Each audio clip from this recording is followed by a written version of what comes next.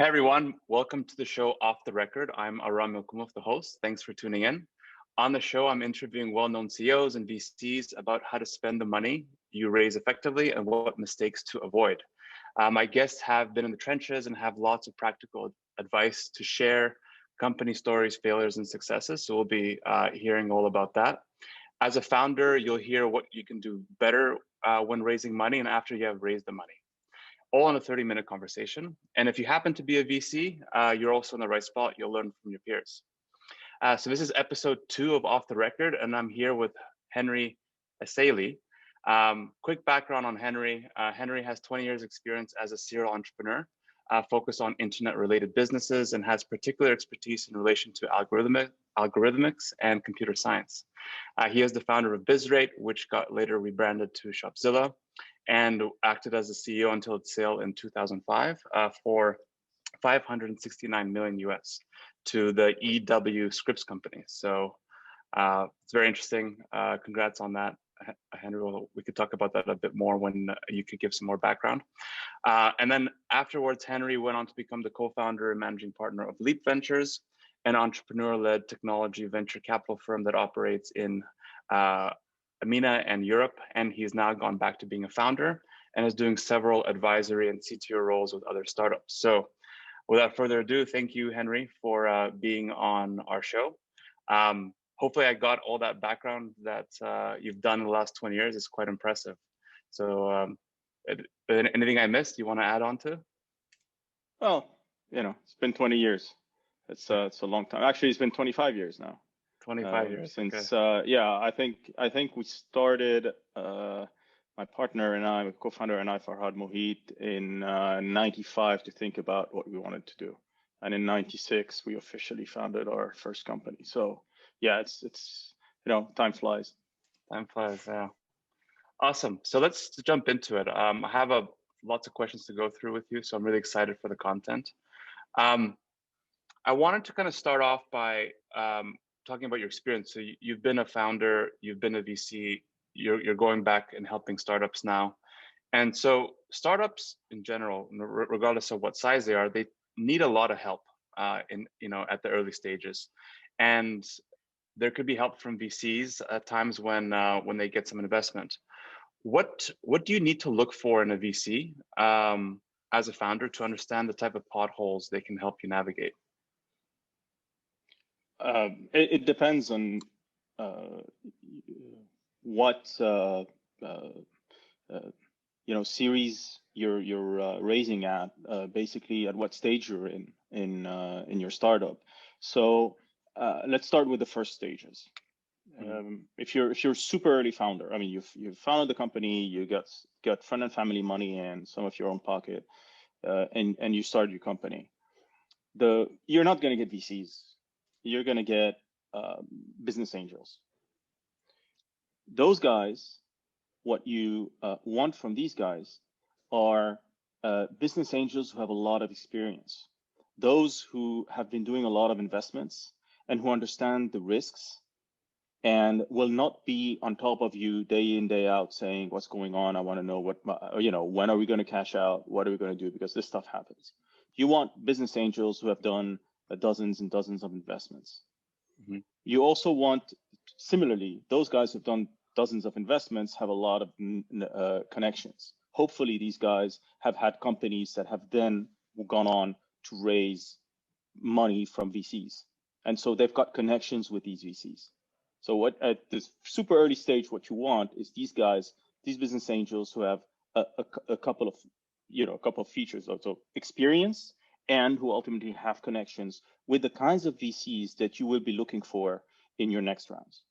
Mm-hmm. So then the next round. So you've done the business angel stuff. Hopefully you've got the right guys, and it's improving. It's going really well. And you want to do your Series A, and this time you want to bring in some VCs. Now the VCs are a different breed.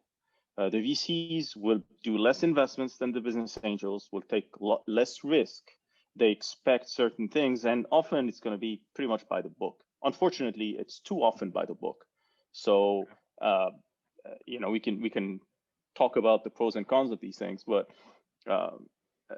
they're pretty set in their ways, especially when you're in an industry that whose KPIs and modus operandi have been set by the VC space and previous companies. So then, you know, the VC would come and say, oh, you need, you know, this much ARR, you know, you need, et cetera, all the standard KPIs for your industry. And if you don't have them, then the VC will not invest. But if you do have them, then the VC will invest. Now, what you want to look for is a kind of VC who goes beyond this and looks beyond these things and says, maybe you're in this industry or in that industry, and I understand this industry very well, and I've got all the connections and I've got all the knowledge about this industry.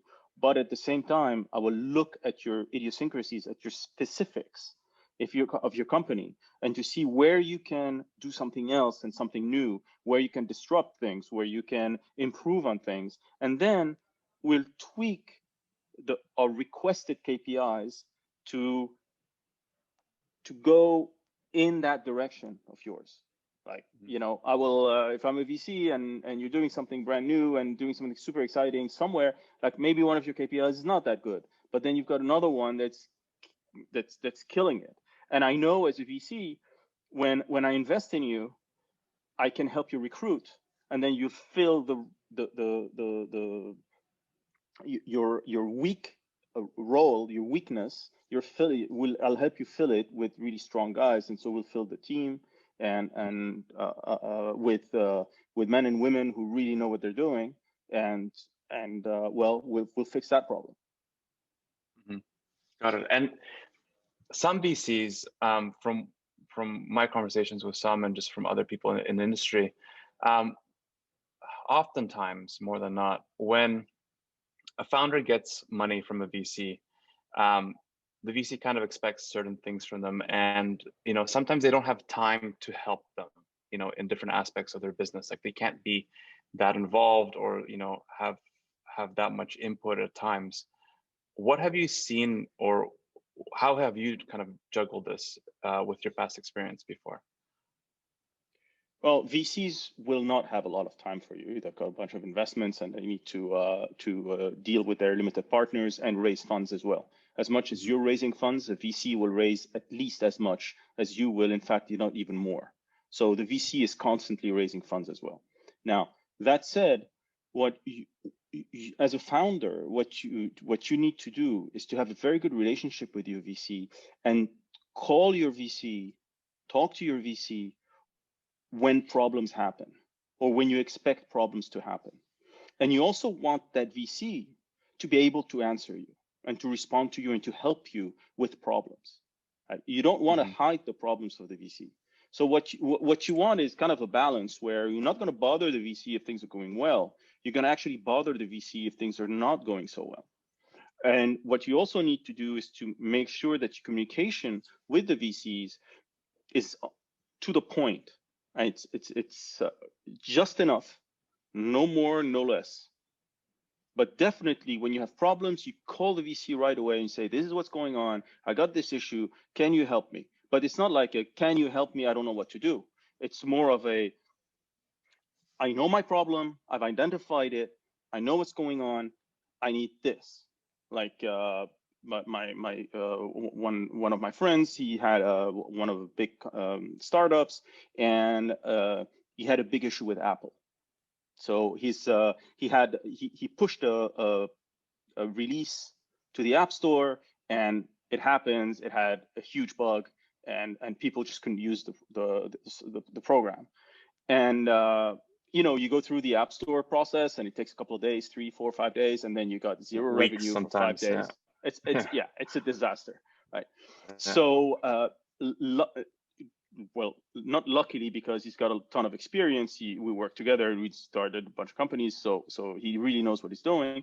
He ended up having Sequoia as a VC. So the first thing he did, he called up the partner at Sequoia and he said, hey, I got this major problem. Help me. Like, that's can you help me? Get on the call with Apple, with Eddie Q at Apple, and we got to push through this release, a new release that I've got. And the guy knows, okay, no problem. Gets on the phone, makes a phone call, gets it done, 10 minutes, problem solved.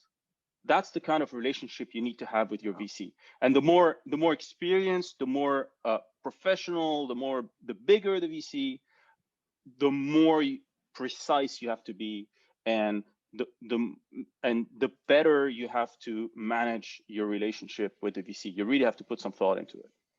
Yeah, it's very interesting. And like you mentioned, Sequoia, they're based in the Valley.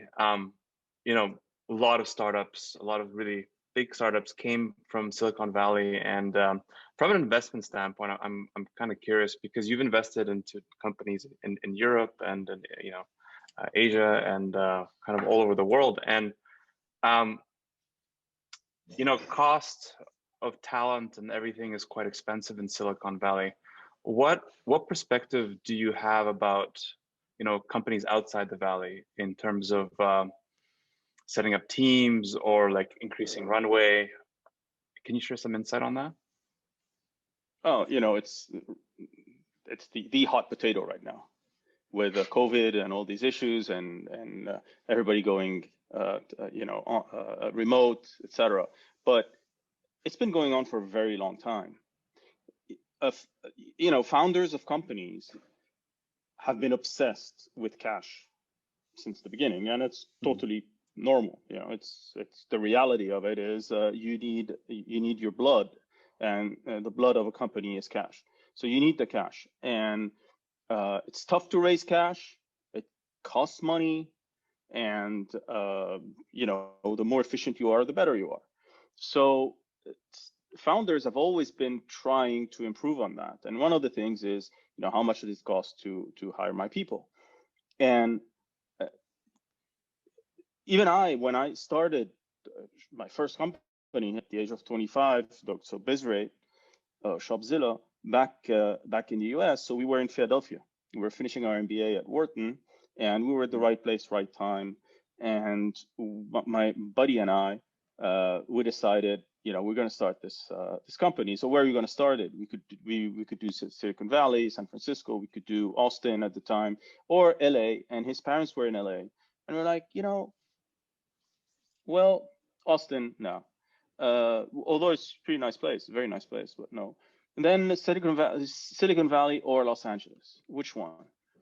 And then, you know, LA to San Francisco is nothing. It's a 50-minute flight. You can you can go in and out of San Francisco from LA if you're close to the LA airport. Have your meeting, come back, and be back by lunch in Los Angeles. Well, that's before COVID and all the other stuff. So you could do that. And so we started thinking, hey, why don't we just go to LA? Plus, I don't mind the weather. It's kind of very similar to where I'm from, Lebanon, and everything's cool. And then we thought there will be less competition for talent. And we were vindicated. There was a lot less competition for talent. We were able to hire some incredible people, PhDs, anything you wanted, who were super happy to come work in Los Angeles because they loved that area. There's a bunch of them were surfers, others, you know, just like the mountains, whatever. And they can. I mean, Los Angeles, you drive, you go places. It's different. It's a different mentality than San Francisco. And some of older people as well. We hired people in their 40s and their 50s. Back then, it was like weird, you know. You start up, you hire graybeards. Why? Well, these people were incredible for us. They changed our whole business, and they were not that expensive. And when the whole hype happened, so we started in 96, it wasn't that much, and then by 98 it started heating up. 99, 2000, before March, was insane. In Silicon Valley, you couldn't do anything. I mean, you could sell your company for crazy amounts of money and on paper probably, but that's pretty much it. You couldn't do anything. Everybody was fighting everybody. Everybody's stealing the talent from everybody. And while in Los Angeles, we were able to focus and do our work. So there's a piece of focus, and then there's a piece of more efficient use of your resources and your money, and therefore your runway is extended. You spend less time raising money. You spend more time focusing on your work. I mean, this whole thing really does the job. Now, the beauty of LA is that when we needed the money, the first round was really tough because we were in the Silicon Valley funds were really focused on investing in Silicon Valley only. So the first round, our Series A, was very tough, and we got some money from local VCs from LA and San Diego, who were looking for deals, and all the Silicon Valley deals, they couldn't get them. So they found our deal and they got in, and they're ultimately super happy, of course. But then when we got to Series B, then the San Francisco people came in, the usual Sand Hill Road people came in, and they started investing in our company. So yeah, at the time, the first round was super tough, but today it's a different ballgame. Today, it's been a decade almost where Silicon Valley funds are looking for deal flow. They know that talent is everywhere. They've been, you know, their portfolio companies have been hiring from all over the place. You know, French. How many French engineers are in Silicon Valley? How many Ukrainians? How many Russians?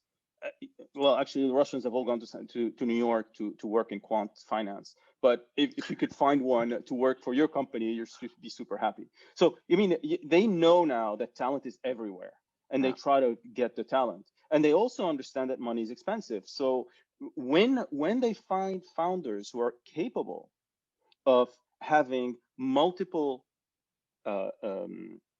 offices and juggle this, and able to open an office where the talent is and ensure that the operations are smooth, that is a huge win and a huge plus in the view of the venture capitalist. Huge plus. Okay, that's really interesting. With everything kind of going on now, and I'm just curious, I'm sure you've seen some things happen, but I want to get your perspective on something. Like, as a founder, let's say I go and I raise the money. The VCs bought into my story, and you know, they love us and they bought into the direction that we're going with. And like, let's say the market shift, whether it's COVID or some other kind of external factor that has influenced now the business.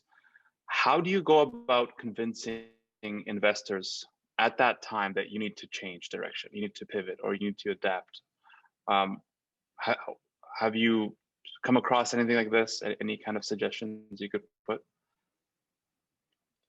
You know, it's definitely part of the communication with the VCs, but that's this is a very specific area, and it's a very, very important point. It's a great question. What your relationship with the VC, with your VC, evolves over time. Before that, when you meet first the VC, you have to hook that VC. You have to get him excited about your story. So you got to be very good storyteller. Now, you might come highly recommended, which is a great thing, or it might be a cold call. All of this is possible. Cold call is even much harder, but you know, the colder the call, the more impressive you have to be in front of the VC. So you really have to have a great storytelling capability. But then let's say the VC then likes what you're doing and then looks up your information. And now before you know, doing the due diligence, before investing, you're going to be, you know, showing your company in the best possible light. Right? You're not going to lie or anything, and you shouldn't. You absolutely shouldn't. But you should try to focus on what you do best versus what you don't do very well, which is also normal, and the VCs know all of that, and everybody knows it. It's pretty standard. Then the VC decides to invest. Great. The VC invests. You guys are now in the same boat. You're going in the same direction, which is why I said earlier that when you have problems, you have to go straight to your VC and say, I've got this problem. This is how, you know, help me solve it in this way. But as soon as you get the VC to invest, now you've got what we call a honeymoon. There's a honeymoon for a certain while, like you know, 6 months, 3 months, 8 months, 9 months, whatever it is. However, the better you perform, the longer the honeymoon lasts. At some point, you guys are gonna have your first, you know, conflict or butting heads. Conflict, problem, butting heads, whatever, right? Yeah. So how do you deal with that? Well, you deal with that earlier. You deal with that by planning for it. You know it's going to happen. So how do you plan for it? You plan for it even before the VC invests. How do you plan for it? Before the VC invests, first thing you do is you prepare your company for the capital injection. You don't wait for the capital injection to plan for what you're going to do with the capital injection. So you plan very well. You even you know, almost hire people. You don't hire them, but you're ready to pull the trigger for hiring those people, or you're ready to pull the trigger for doing this marketing campaign. You've prepared everything. And as soon as the money comes in, bam, you trigger all of these things, especially what we'd call quick wins, where you're in control of what's going on. Certain things you're not in control of. Most things you're not in control of. You know, the market, the client behavior, some technology advances that you just, you know, you can't solve certain problems and it's going to take a while, etc. But other things you are in control of. You are in control of certain, you know, certain marketing campaigns that you want to do, how effective you are, how good you are at attacking these and these places. Maybe you're not going to get a great result, but you're operationally, you got to do things the right way. Hiring, you got to prepare for hiring, and you got to hit your hiring really hard and really well. Product development you can do, etc. So there are many things that you can do that you're in control over. If you do those right at the beginning, you're scoring quick victory points. You're showing the VC that you know what you're doing and you're operationally very capable. That's super important for the VC, especially in the early stages where the VC doesn't know anything. It doesn't know the business, doesn't know that the business is really good. It's not making that money. It's, you know, what is the VC going to look at? He's going to look at how well you manage your company and how operationally good you are. So get those quick wins early so that by the time you're going to start butting heads, or let's be more positive, you see that there's a big problem like COVID, and you're thinking, oh wow, I used to be in enterprise food catering. I now need to do hospital food catering, which is one of our companies, portfolio companies did that in Europe. And you know, some VCs might be like, no, it's out of your sphere of expertise, too risky, too whatever.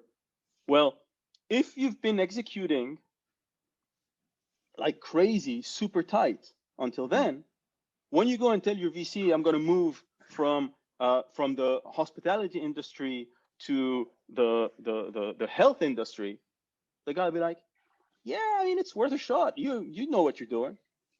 And now it's smooth. Now it's smooth. And so at that stage, when that happens, and say there's multiple VCs on your board, right? Say you're a bit further along and you need to do this pivot. Aside from just presenting the idea to them in terms of what you need to do, what are some other things that you need to demonstrate to them on the change in focus or the change in the mindset that you need to now do? Like, what are some things that can be done as a founder at that stage? Okay, a lot of it is psychological. You need to comfort them. They're going to look at the risks. They're going to be like, okay, you know, we know this market, and you sold us on this market. We know this market. Now you're saying, let's go to that market.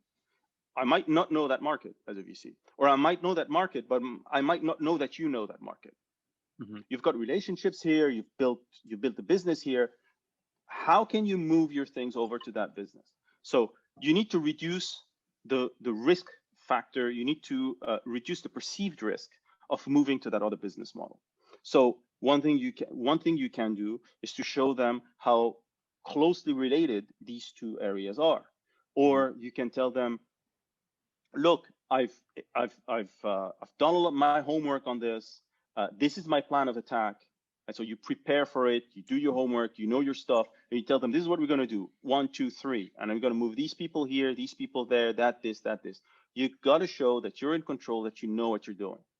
And then it's up to the VC to go and say, okay, operationally, you seem to know what you're doing. So I can't say you don't know. I mean, you've got your plan.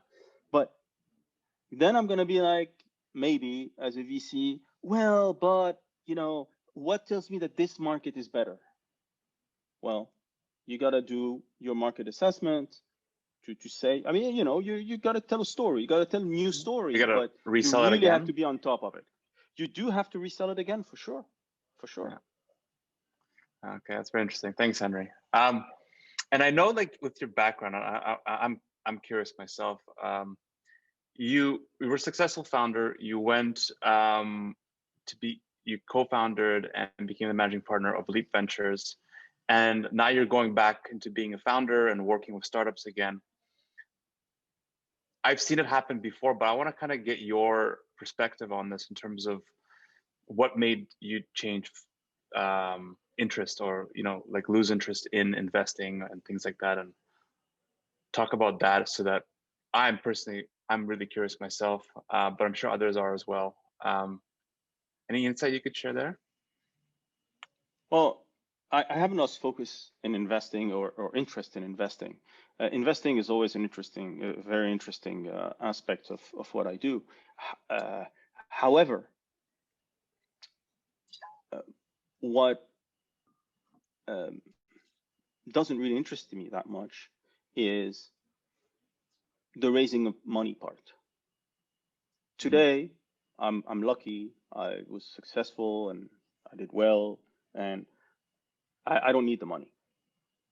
So if I want to start a company, or if I want to invest in a company in the early stages, not in the latter stages, I don't have billions or even hundreds of millions. But if I want to start a business with a partner, and I see I've got some really strong operational partners, and we want to start a business and we want to invest in it, I can invest in it. I can invest my own money in it. I can do the work. I can help that partner. We can go really far together, and then all the way to sale or fundraising, etc. So that is interesting to me.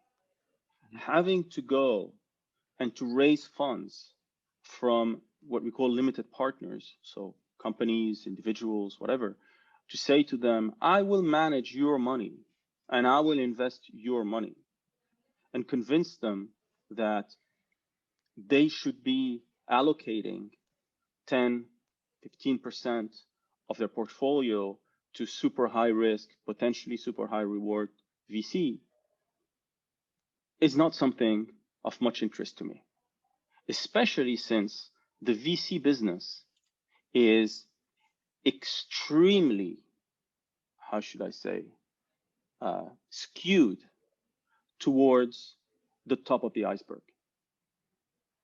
Right. Okay. How does the VC business work? The VC business really works when you're excellent at relationships. So you're a VC, you're raising money from very large corporations, especially very large corporations. You raise a lot of money. And then you go into the market and you ask those corporations first, what are your problems? What are your issues? What are you looking to do? What are you looking to find? And they tell you, these are our issues, our problems, whatever. You go into the market, you look at the startups in that space, and you say, this one is of interest to me. Oh, can you do this to this other startup? And this other startup tells you, yeah, it's interesting. Why? Because there's a market for this. The startup says, okay, I'm doing this.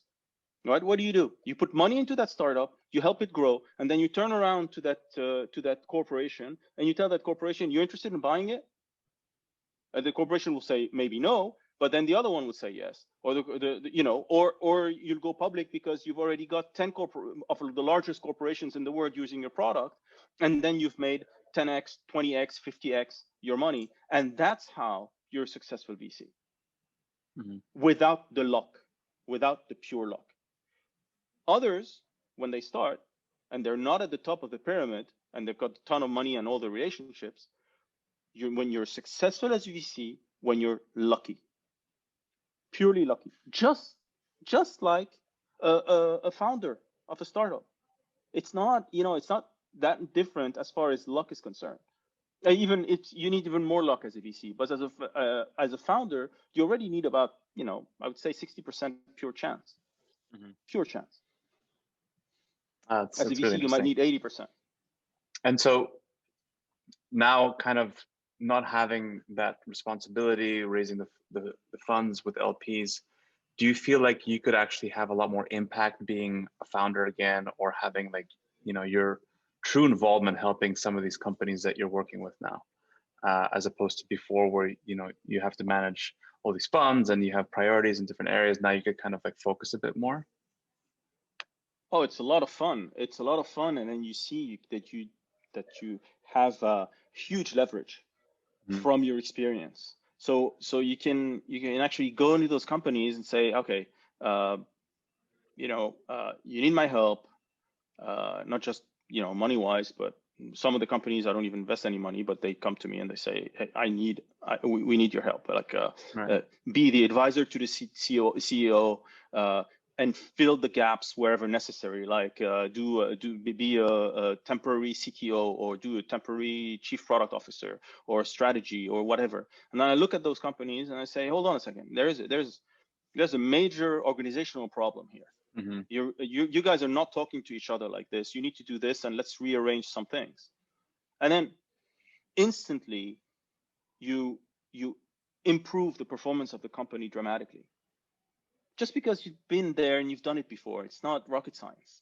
I mean, you've eaten crap for years, and it's not rocket science. It's not that I'm brilliant or anything. It's just that you've done it before, and you failed, and you succeeded, and you know what works, and you see when you're a mechanic and you're a decent enough mechanic, and you've been looking at cars your whole life, and then comes a car, and then you hear it, and you say, there's something wrong with the valve here. Just because you can feel it, right? Same thing. And that's what happens. That's what happens. So you have so much value, added value, and it's not like I need to be doing work day in, day out, go to the office and punch in. No, it's so cool because I have the time to analyze, to look at things, and then I say, okay, hear this thing, and you do a little tweak, a tiny tweak, and the whole thing changes. And this I love. Very interesting. Thank you, Henri. Last question before we wrap up. With everything kind of going on now and your prior experience, what would be your advice to tech founders who have SaaS products, who are going to be raising money in the next 6 months, let's say? Oh, that's a broad range of products. I mean, pretty much everything is a SaaS now. Everything is cloud-based. Everything is SaaS. I would say it all depends where you are and what kind of industry you're in. If you're in an area of the world where funding is very hard to find, then I suggest you move. Still. You can move pretty much anywhere. I mean, if you're in Europe, you can move anywhere. If you're in Italy, for example, fundraising is extremely tough. It'll be extremely tough. You can go other places where fundraising is substantially easier, whether it's in Germany or in France or somewhere. These kinds of moves, like tactical moves that will help you raise funding faster. Another thing to do is to try to figure out how you're going to really compete with the others, because now the market is saturated with all sorts of things. So how are you going to stand out? How? Imagine, especially now, I mean, everybody's home, working from home, doing your Zoom calls and working and whatnot. So, okay, you're going to do your Zoom calls. Very good. I mean, you see what happens. You look at your calendar and it's full. How am I as a founder of a new SaaS product trying to cold call or to get you to buy my product, going to be able to inject myself in your super busy schedule? It's complicated. So what you need to do is to try to be able to hold on until either the market rebounds very quickly and everybody's looking for new things to do because things are changing dramatically, or if it doesn't rebound very quickly, many companies are going to die, and then you're going to have more time, and it's going to be less difficult for you to start. Because remember, it's never a better time to launch a business than towards the end of a downturn. Why is that? Still in the downturn. Mm-hmm. Because everybody's got time. everybody's got time for you, and you have no competition. The competition is dead. Everybody's killed, and I mean, you can take the time to do things right. The key is finding the funding, though. And so companies that have that runway, that capital, you think that they would just outlast kind of situations like what we're going through with the pandemic, with the cash they have at hand versus other ones which are, you know, not as cash rich? Absolutely. I mean, you outlast your competitor, you've already won. I mean, you know, imagine, think about that. There's your market has 10 competitors. All right. The market is $1 billion. You're competing all together. Then by the end of the pandemic, your market is 800 million, maybe, if it hasn't grown. Might be, let's say 700 million, but 6 of your competitors are dead. And you know that it might be 600 million at the end of the pandemic. 2 years later is 1.2 billion. I mean, it's going to recover and increase or whatever, right? So you're dramatically better when you outlast your competitors in a downturn. Great, awesome. Okay, we're at time, Henri. Thank you so much. I really appreciate all the knowledge, that great wisdom with your great experience that you have. So thank you so much for joining Off the Record, and thank you to everybody who's going to be listening to this. Just to kind of recap, Off the Record is a new series that we're doing with the goal to build a community of founders and VCs around it so they can make their businesses better. So thanks again, and I'll see you next time, and join for the next episode. Thank you.